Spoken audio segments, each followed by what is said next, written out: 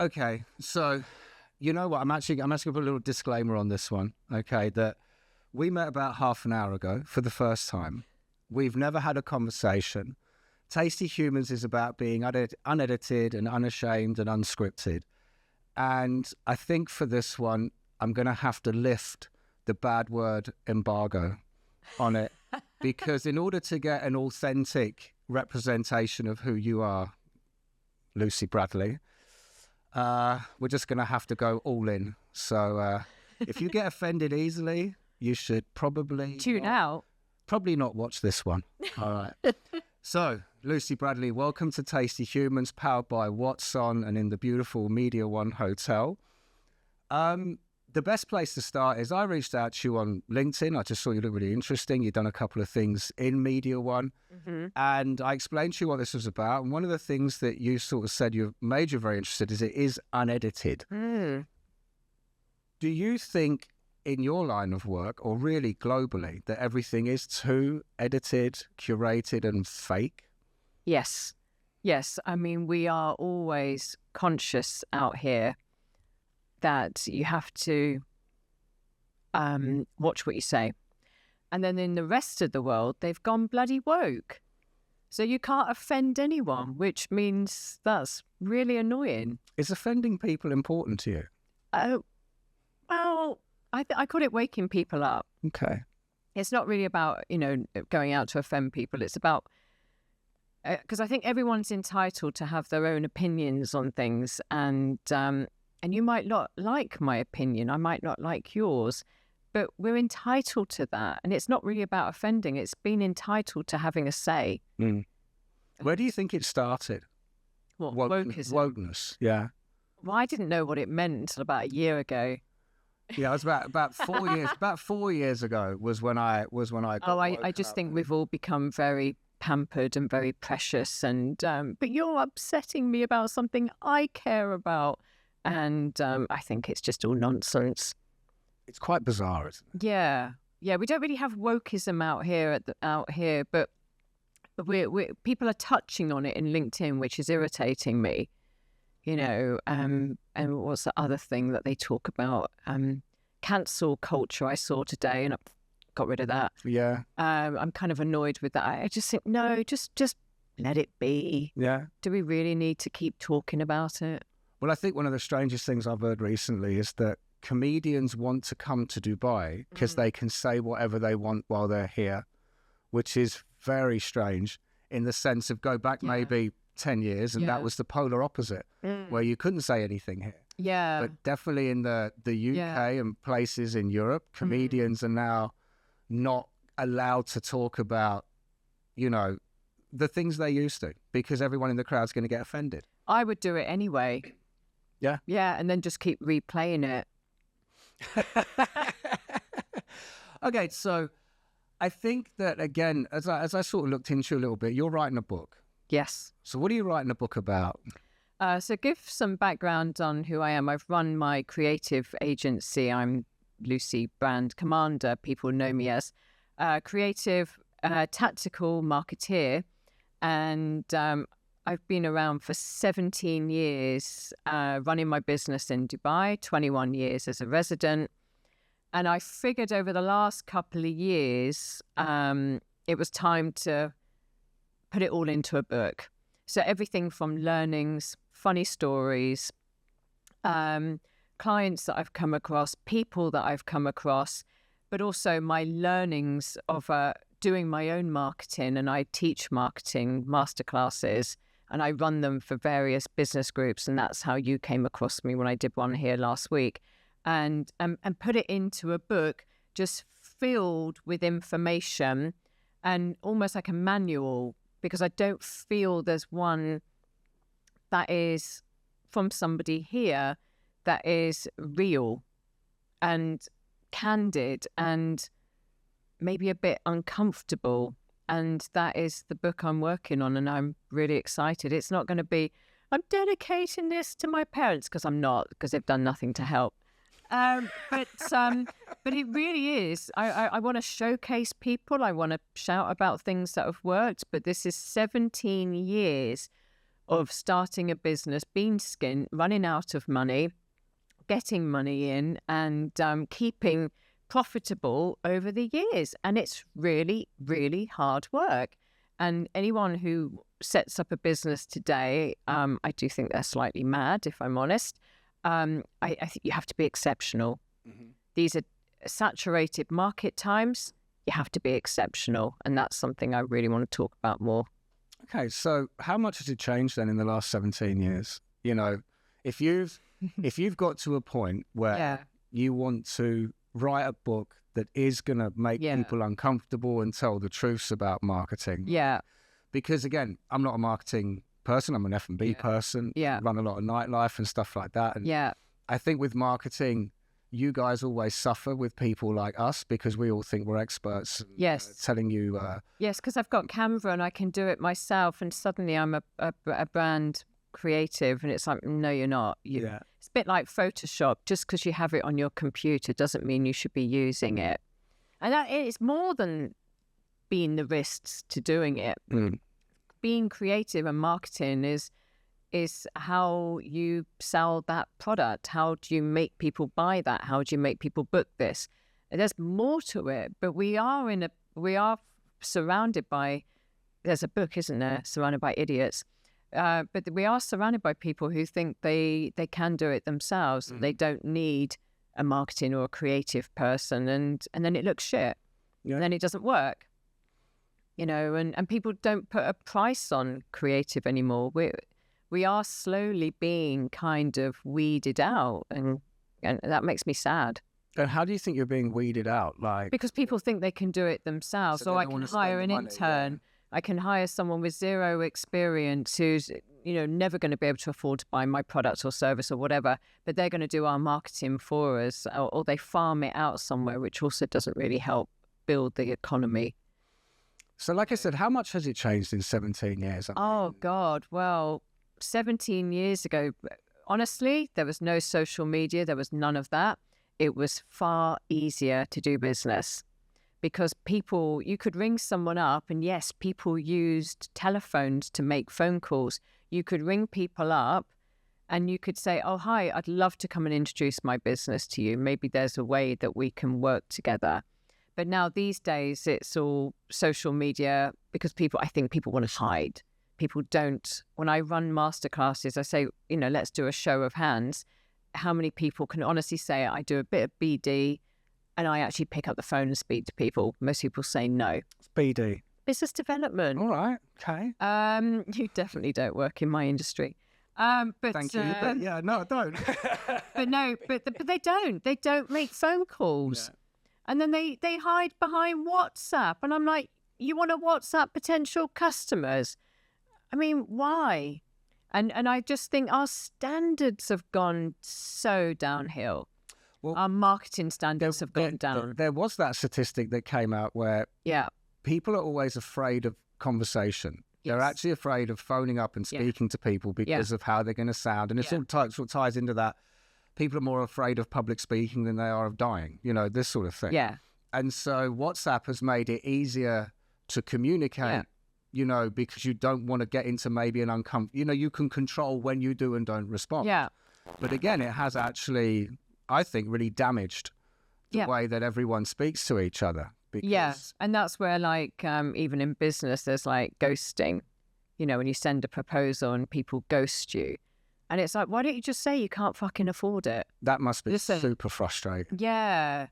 It doesn't happen that's very often. Disrespectful, though. Do you know what I mean? To actually have somebody do a proposal and send it in and you just don't respond. Yeah. Especially when you can solve the problem. So in marketing, as a tactical marketeer, I always say to people, what problem in your business are you trying to solve? So for me, the problem I solve for people, you don't need to hire an in-house team. You can outsource it to us, and we are your creative arm. So we're there at your beck and call. And you don't need to, because it's expensive in this town, hiring people. And it's really expensive when you hire shit people that can't do a decent job. But yeah, I don't get it very often, but when people do ghost you, and you're like, but I've told you exactly how you can grow your business. You've attended my masterclass. And this is how we're going to solve this problem. This is how we're going to grow it. And they just ignore you. And Do you think they're taking the information you've actually sent and going, right, I can do that? no, because they're stupid. Yeah, no, I was going to say, because this is a big mistake that people make, is that you actually can't do it. It reads well, but you don't know how to implement it. No. And what business owners really do now, which they never used to do in the old days. You've got pre-social media. Well, what people do now is a big thing I talk about on LinkedIn is abdication. So they fool themselves, the business owner, that suddenly I'm going to hire a business development person who's going to take away all my worries of growth. BD. And that BD. Save learning. And they are going to take that worry away from me, and they are going to suddenly magically grow my business. Great. But if they were any good, they'd be doing it for themselves. Mm-hmm. And they might not be the right person. And as I said earlier, I think now only exceptional people are going to survive. We're in saturated market conditions. We have, I believe, a depleting population of the right people. And I don't see that changing. How do you define exceptional? Well, I haven't been around 17 years by chance. I always say to people, if you're going to start a business, grow a business, sustain a business, you have to be able to sell. And also recognize that you need to follow up with people, stay in touch with people. We all like to deal with fun, great, interesting people. And I don't think there's enough of them here. Okay. I don't think, I mean, with marketing, and this is a big part of my book, and I did 8,000 words over the weekend. I was like Agatha Christie. Fantastic. But with no murders. But we don't stay in touch. Businesses out here really suck at one thing. They get new clients, new clients, new clients, new clients. We keep getting, because they do a lot of ad spend and get new clients, new clients. Where they go horribly wrong is they don't stay in touch with them. Mm-hmm. They don't keep remarketing because it's cheaper. Remarket is cheaper. They keep going client acquisition and they don't stay in touch. They don't find creative ways to stay in touch with their audience. And I've seen it down to my dentist, down to my hairdresser, down to my son's activities, down to his swimming or all of his other activities. Most businesses here don't know how to stay in touch with their customers. And do you think that social media has played a big part in this? Yeah, because they fool themselves into going, well, I've put it on Instagram. Yeah. Yeah, but only my nan saw it. Well, not mine because they're not around. But only your friends see it. But is it enough to trigger a call to action? For me, it's a window. Social is great. It's a window. I use it for personal brand, my ballet, and if I particularly look good in something, I post it to, it's an ego boost. Mm-hmm. But I don't use it as a business mechanic. It's not my engine. The engine is in your database. And here is the other problem. Most businesses out here, and you have to remember I do a lot of public speaking on this and I do a lot of masterclasses. Most businesses don't keep data. Isn't that shocking? Yeah. Customer data. I call it in my sessions the past, the present, the future. The past clients we have, the present clients, and the future clients we don't yet have, but we need to market to them. Most people don't even have that. That's scary. Yeah, definitely. Yeah. It's like when I went to an event a few months back, someone said, oh, talk to her. She's the queen of collaboration. And I went, oh, well, I'm moist at that thought. Tell me more. And she said, yeah. Sorry. It's going over everyone's head. Quick, yeah, move on. And I said, tell me more about collaboration if you're the queen of collaboration. And she said, oh, shit. Now I realize who I'm talking to. And she said, no, I just do social shout outs. And I said, but don't you use data? And she went, Oh, no. I mean, to be honest with you, Lucy, I wouldn't even know the names of my customers. I mean, I've got them on WhatsApp. I've got their phone number, Lady in the Lakes, Victory Heights. Couldn't spell her name. And I just thought, and you're a business owner and you don't even have the names of your customers? I said, so how do you stay in touch with them? She goes, oh, I don't. But she's not alone. That's most businesses. So was it easy for you to transition through this? So you're starting off. Well, I'm saying you. I don't know how to ask the question really, but it's like, you start off in the good old days where there's no social media, there's no data recording, everything's handshakes and phone calls and face to face. I never stopped. And then this came along, and suddenly I never stopped. You're now having to adapt. No, I never stopped. I never stopped doing what I believed in. Was always the art of follow-up, was always making things, whether it be calendars, giveaways, printed things. People that know me really well, whenever anyone writes anything about me online, on LinkedIn, or comes to a masterclass and engage me, whatever, they get a telegram from me, something that's handwritten, signed, I don't mean signed, but written and couriered. I've always been very tactile and sending things and making people feel like they're in my world. And that's kind of like a nod to my love of history where, maybe writing letters was the only form. But I put that into play, and that is how I've pretty much done my business. Data, following up with people, sending out newsletters, reminding them, masterclass, whatever, business. But it was all the tactile stuff that I've done for the last 17 years that works again and again and again. And now when I have my clients, and one of them said to me recently, I just can't get them over the line to being a paying client. I said, yeah, we're going to make some telegrams and you're going to courier them out to all of your potential clients. And you're going to keep doing that again and again and again until you get them. And she came back and went, it worked because no one else is doing it.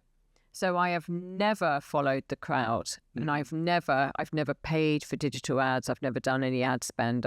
I believe it is always about building relationships and data. Relationships, data. That is the only thing that I do, and teach. So teach my methodology to many. So why do it to one when you can do it to many? They are the three things that I do. And I've never strayed from it, and my business is moving. How if you don't, because I genuinely don't know, how big is your business? How many people work for you? I have 5, but I never invite them to stuff like this because they, can't control them. Okay, might say things I don't like, but no, I have a team of 5, and they've been loyal to me. We're all from the UK, and a team of women is nice. But, and they've been with me, one's been with me 14 years, one's been with me 12 years, and one of them's been with me, a long time. And I think it's great because they believe in it. They believe in tactical marketing. And that's what the whole book is about. It's not enough to just piss about anymore in these tough market conditions. We have to be strategic. So another word for tactical. We have to be tactical. We have to know who the target is. Most people don't know who they're trying to attract in business. Oh, we can work with anyone. Yeah. No. Do you think that, I was just thinking this, that social media agencies... Am I doing a good job? Is this what you wanted? I think you did a great job. Really? Yeah. Excellent. Do you think you're doing a good job? I don't know. I mean, I love what I do. Yeah. Yeah, well, I did. Well, good. I'll keep doing it. No, I was going to, do you think that a lot of these agencies are now relying too heavily on social and stuff like this, where they're coming in and pitching? Because I listen to a lot of these people that come and say they want... Just myself. Very good. They're going to, we want to do your marketing, we want to do your social, etc., etc. And they go, we'll do these calendars and these videos, and you get the list of deliverables, which is saying we'll do 3 posts a week and 4 stories, and it's all very, very structured. And then that looks good to people that don't really understand it, which is most of us that don't do it. But what's the return on investment? Yeah. And then what the return on the investment seems to be is that they get to open up Instagram and go, look, we posted, you know? Yeah. And that what that's doing is it's giving companies and marketing agencies the ability to have more and more clients, but deliver less and less personal, like you just saying, tactical, strategic, telegrams, phoning up, because doing a post and scheduling posts it's work, but it's not the same as... It's a shop window. Yeah. And look, I can't speak for every brand or anything. I just know, you know, I'm heavily involved in the small business community. I'm a small business myself, but I can definitely say if I was to fanny around with 3 or 4 posts, you know, I closed my Plug Instagram page 2 years ago because I was sick of dealing with idiots, you know, that would message and go, what is it you do? I go, well, can't you just read it like a normal person? So we closed it off and focused more on data. What do you think happened? Went up. And because I just didn't need to worry about it. So then I really tuned into LinkedIn, worked on the personal brand part. But so I can't really relate to that. I just knew that there was way more mileage in tactical marketing, being strategic and being targeted. And I don't know. I mean, I was having coffee the other day and the person I was meeting was late and there was somebody sat on this side of me and it was a woman with really massive lips, tits hanging out. And she was a social media person trying to convince this poor guy who was, you know, staring at her massive boobs flying out. And she was like going, and she was common as arseholes. And she goes, yeah, well, we can do like 5 socials and oh, so common. And I was listening to it going, really? Is this marketing today? Never asked him what the problem was in the business. Never really asked who they were focusing on. It was just crap. But that's what we now think, Mark. So that's what we think it is. And when I say we, the uneducated, you know. And the standard is so low here.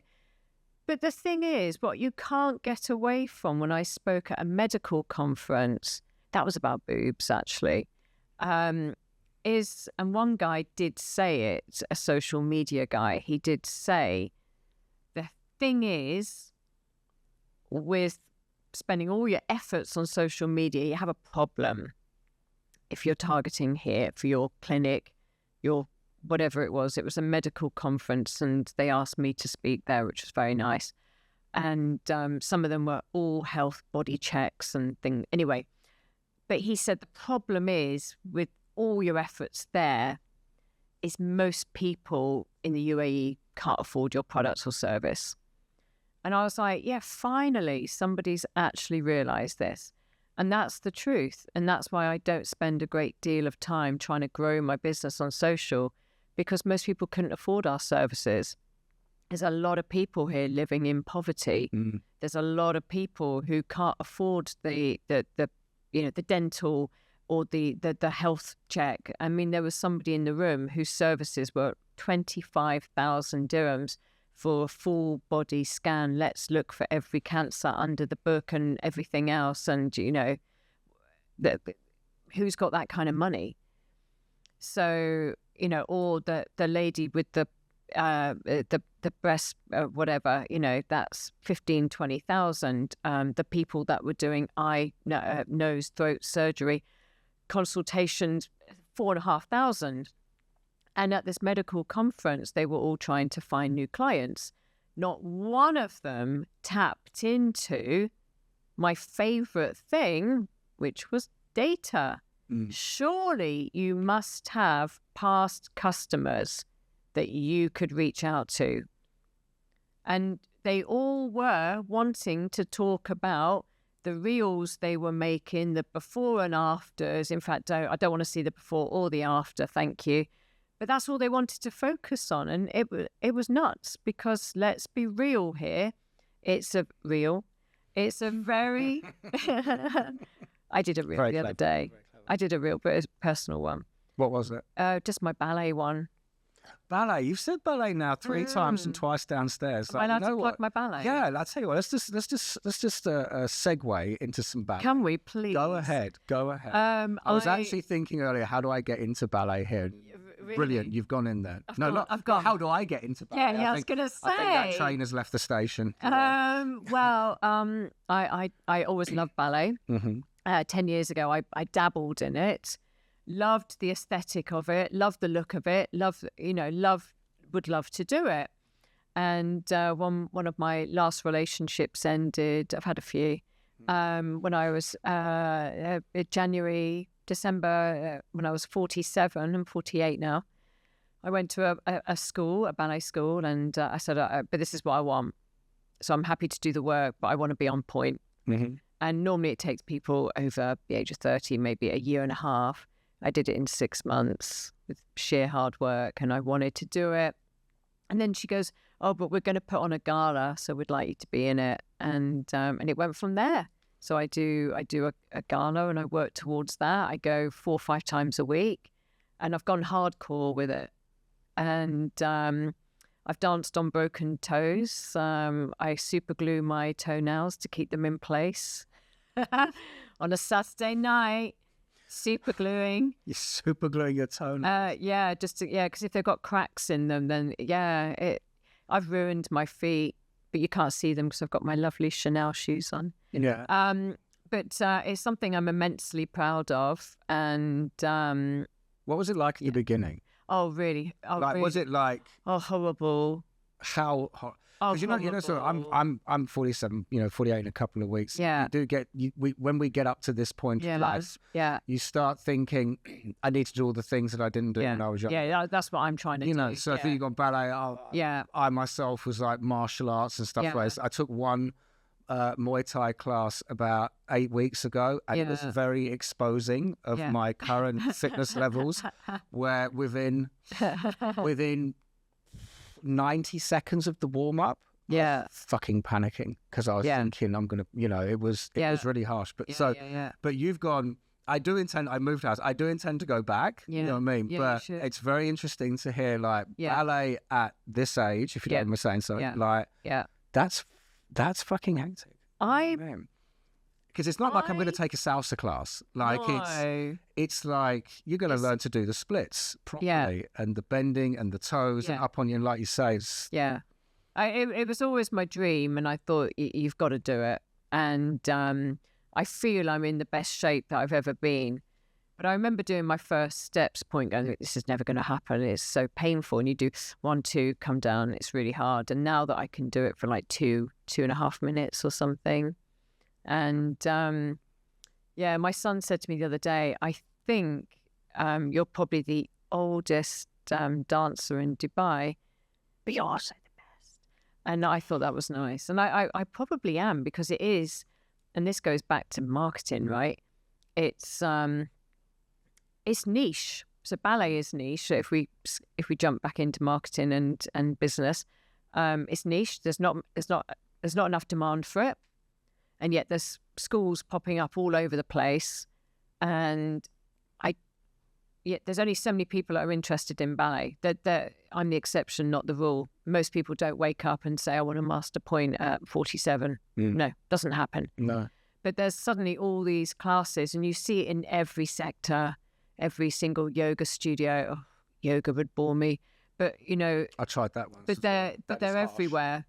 And then what's the other thing where you immerse yourself in an ice bucket? I mean, why? Oh, cold plunge. Oh, who would want to do that? No, it's really good. Like there's a cold plunge in the gym that I go to, really? And I started off by just staring at it. That was as close as I could get to it. Yeah. Then I put my feet in. Yeah. And I was like, that's really cold. Does it make everything shrink? And then 100%, what I mean? So it gets even smaller. So the thing is, and then I was like, right, I'm going in. And you just have to go in and duck under. Once you get used to it, it, after a gym session, it's incredibly revitalizing. Okay, so revitalizing, but there's loads of them now. Yeah. And that's the thing out here, is I always think people don't really have an original thought or idea. So what do you? I was going to ask you. What do you? So being someone everyone just copies, who's with that and then amount there's of more. experience and you know, and definitely someone that's very kind of different, a bit crazy, a bit wild. You, right? Yeah, right. The question is, how do you come up with an original idea in this day and age? And it is because everything moves so fast, and especially in Dubai, the minute someone does anything that looks remotely different, it's copied. It's just. But so what do you think could push buttons, stand out, go against the grain? Well, Like where did I think? but the thing is, you're not allowed to do those things here. Do you think? Not I've done really. some pretty, you know. I mean, I No, did. because the problem is, if you were going to do something, I don't know. The problem is, straight away you have to get a license. You know, got to get a license. I didn't for many years actually. When I started in those days, there was no Emirates ID, no. And I just thought, I'm not going to get a trade license. I'll just use my former husband's license for if anyone asks. But anyway, and there's always this urgency, isn't there? You've got to get a license. So the thing is, to answer your question, there'd need to be a category for it, because then straight away you get shut down straight away. You know, if you can't, so straight away you're in a box. You know, so you go to the DED and you try and register this great idea that I've got in my head. There's no category for it. And then you go, okay, well, maybe I could have this one. And I remember when I went as a creative marketing agency, and they said, well, is it like publication videos that you do? Is that could that be your license description? And I said, well, not really. He said, but do you do videos? And I remember clearly saying, not ones that I'd like published. Could you find another box for me? Mm-hmm. And he goes, well, perhaps it's artwork and services. Well, who knows what those services are? So we had to go for that. So if you do have this great idea, then that's where you're going to fall at the first hurdle. There won't be a category for it. They'll move you into something like they did with one of my clients. And then that isn't, when you go to renew your license, that you're in the wrong category. So therefore you're going to get fined, like my client did, to the tune of 45,000 dirhams worth of fines for a perfectly legitimate business. But there was no category. Oh, but then you can be a change maker, so just make us a document and then we'll waiver the fees. Well, that never happened. So that's why creativity doesn't really, and I think I can say this I think I've earned it after 17 years. That's why creativity doesn't really exist here. I think it's a lie. Because you have to fit through the red tape first. You're not allowed. Yeah. Hang on. Yeah. You can't have a go at anything here. Remember that. What would you like to have a go at? Right? I don't know. What do you think? I mean, do you remember a kind of nightclub in Tecom years ago called Barbary? No. You remember this? No. So I was part of the team behind that, and this was pushing some very, very, very button pushy artwork, narratives. Yeah. It was very on the edge, and we kept doing it. So I won't go into too much detail, but you know, we were pushing certain things to do with the LGBTQ community. Mm-hmm. We did some interesting stuff with the setup inside, and put certain dance platforms in there that were attached to the ceiling with a long pole. There was some interesting characters on Halloween that turned up in, let's say, drag and stuff like this. Yeah, what happened? And nothing happened to us. And the thing is, we had this conversation downstairs. I've always subscribed to the notion of you only find out where the line is when you walk over it.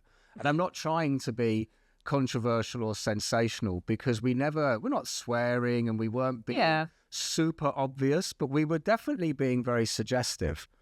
And nothing came back to let's say, bite us, you know? And I'm just wondering, like, again, do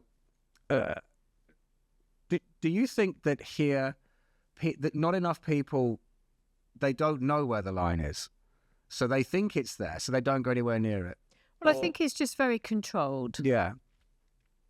I just think it's very controlled, and most people don't want to try it. So that's why you have the copycat culture. But, oh yes, I see what they're doing. So they've done it. I'm going to do it, but I'm going to do it better.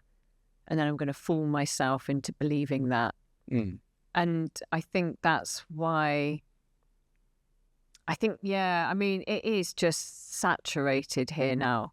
17 years ago, it wasn't saturated, and there were more people here. Yes, I'm sure people are going to go, what is she talking about? But more of the right people were here. People with disposable incomes, people, you see it in my son's activities. Numbers are not what they used to be. People don't have the cash anymore. Lots of, I had a coffee with someone who is quite high up in education. Lots of people are not paying school fees. That we are in hard times. See, I don't. And we have to work harder and smarter. And this is why I will always maintain tactical marketing has to lead the way.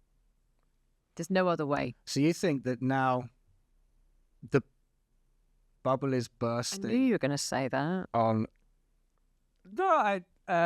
It burst a long time ago. No, I'm not saying. Okay, no, let me finish this thing. So I'm not saying the bubble bursting on the economy or the people that are living here. I'm saying on marketing, which is, if there was no social, then along came social, then everything became Insta stories and Reels and Facebook, and now Facebook talks to Instagram, and now blah blah blah, and that it's becoming. I almost sort of have this opinion. It's great for hobbyists. I meet in some of my networking group. I meet lots of hobbyists, and they look like seemingly successful, and they're doing their reels, they're doing this, they're doing that, and they're doing the captions. They point to the captions. I don't know how to do that. I just say it. And but they all have one thing in common, because they come and talk to me and have a meeting with me to talk about proper marketing and stuff like that. But they all have one thing in common. They're all flat broke.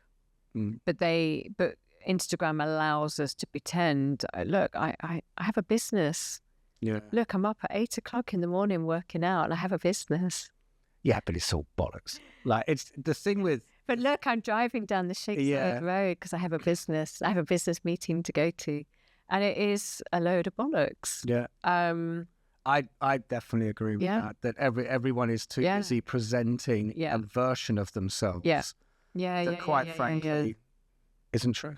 Yeah, and that is the problem, because that then feeds everyone else thinking that they can set up a business and it's going to be great, and they'll be driving down the Shakeside Road to their meeting with their lattes, and they'll be able to point to the. Don't be mean, but the truth is, it is a lie, and I work hard. I mean, I've missed out. I was at a school talk the other week. I've missed out on so much of my son's growing activities. I mean, I went from cesarean on a Monday back to the office on Sunday, because the reality is I needed to pay the fucking bills. I needed salaries to pay. I needed to get money. I needed to chase people for money. That's the reality of doing business here. And I have noticed I'm having to really work hard, maintaining my clients, finding new clients, although I picked up 2 last week, which was nice. But led by reputation. People have heard about me, and that was very nice.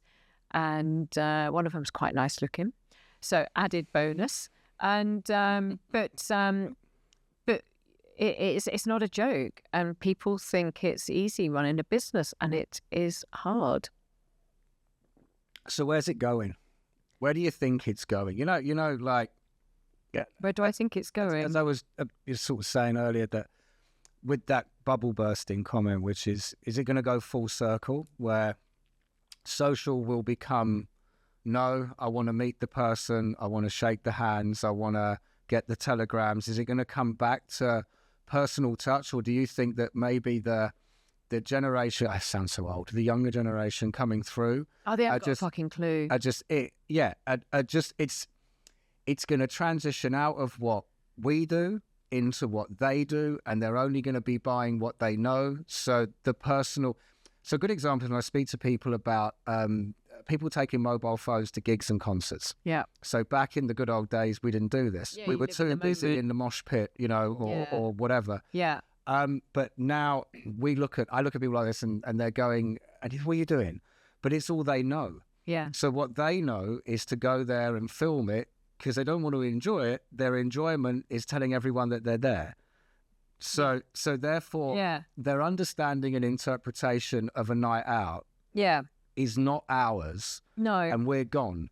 In the sense of, so when it comes to marketing and digital and everything we've been discussing, do you think someone's going to have a very retro idea, like a young 25-year-old is going, you know what, why don't I just phone them up, And then the person on the other end of the phone says, they called me. What the fuck? Like, Well, unfortunately, I can't control everyone. But What a great line that is. Sorry. That's the best line ever. Unfortunately, I can't control everyone. Because if I could. So I can control what I do. And I always say one thing in my sessions is that I want to stand out with my marketing because I believe it works for me. It works for my business. I've seen it work for clients, but they'll never know unless they give it a go. And I want to improve marketing one business at a time, one step at a time, whatever. And there'll always be a place for social. There'll always be a place for that nonsense.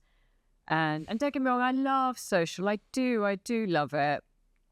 But let's be real. If you're a small service-based business, is it going to grow your business better than joining networking groups, being part of communities, remarketing, marketing, forming partnerships? I think there's just better ways to do it. And I will stand by that. So whether the next generation want to believe that, I don't care. I just see my numbers and I'm only, I don't think that's the right answer somehow. But unfortunately, I just can't control people. Fair enough. And but what I will say is one thing, when I did give a talk to an event company, they all had a bee in their bonnet about something, and it's something I'm really believe in. And we don't do it enough as businesses. Nobody does it. We suck at it. But one woman said, I shopped with this local brand again and again and again. During COVID, doing this, doing that. Never stopped, never went anywhere else. I remained loyal. Do you know what really annoys me about them? And I said, no, what? She goes, they've never once thanked me for being a loyal customer. Never shown me any love. And most people, they don't want the discount that we keep using in our marketing, but so do the whores out here, according to my friend. But they just want to be thanked. They just want to be acknowledged. We value you as a customer. Here's a big thank you. But no other offers discount. We don't need to keep discounting. And I always Dubai is a massive discount culture. Yeah, but don't. It's okay, but when you are the consumer, you're not necessarily looking for the discount. You don't need to keep discounting as part of your marketing. You might say, look, it's a loyalty, 5 spends or whatever, but it shouldn't be the thing. It should be value and appreciation. Yeah. Yeah. But we don't. I remember when I bought these tea bags from this tea company, and it came in a really nice big box outside my door. I thought, I wonder what they're going to put in that. Bearing in mind, I was a first-time customer. Didn't thank me for my order, never remarketed to me. They had my data, have never done anything back to me. And you'd have thought they would have, and it was that, the one that put them in the test tubes. You'd have thought they'd have looked at that and gone, this is our ideal demographic customer. If we can market once, we can market twice, we can market again and again and again, and she'll keep buying and never. But I've in my book, I've not named, but I've listed where I shop as a consumer, as a parent, as brand commander, as a female. All of these businesses, I can tell you, they never remarket. That's crazy. That is quite crazy. Now I'm just like listening to you sort of talking about that. Yeah. Like, it's almost obvious that you would do it or you should do But they it. don't. This is where it is in my masterclasses. It's called frequency. This is where it all falls flat, and all businesses are guilty of it. They cannot remarket. I don't know. I'll go to my grave wondering this. And this is a big part in your book. It's a big part of my book. Is this the first book you've ever written? Yeah. And you're writing And it the yourself? last. And the last. And you're writing it yourself? Well, it's been published in London. You're going to London soon, aren't you? I am. Why are you going there?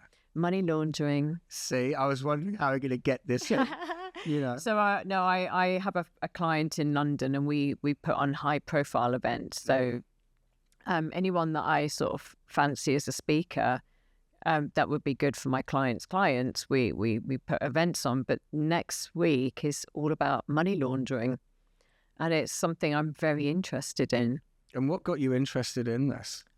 Well, the chairman got a bee in his bonnet about it. And what people don't realise is that money laundering affects us all. It affects society. But we can't talk about it here. And I think we're about to. But they'll edit this bit out. They won't. Okay. They're not allowed. But yeah, so there was a book on it, Moneyland, and It'll probably be the last podcast. yeah, You're going to go out with a bang. But we, the chairman said, can you find out if he does public speaking? And I contacted his agent. I'm very good at finding people. And then I go after them like a sniffer dog. And they said, yes, he's available. And I said, great, can we fill the room with private wealth managers and banks and financial institutions and compliance teams? And he said, yes, that would be great, especially those from St Kitts. And Jersey would be good too. And I will give a talk on money laundering. So not me, but the chairman and the author of the book. And it's in Moorgate. It's in the City of London, and we've got nearly 100 people attending. So that's marketing, is finding these people on LinkedIn, finding the right people to target to come to this event. Amazing. Yeah. And what do you think? Sorry, my watch is making noises. Sorry, but what do you think the outcome is going to be, or what are you trying to achieve with this? Just raising awareness to the global issue of it, or is there something more? I know it's in choppy waters to talk about it. I'm not being silly. So we have a great giveaway for it as well. So they get the book. You're not too far off.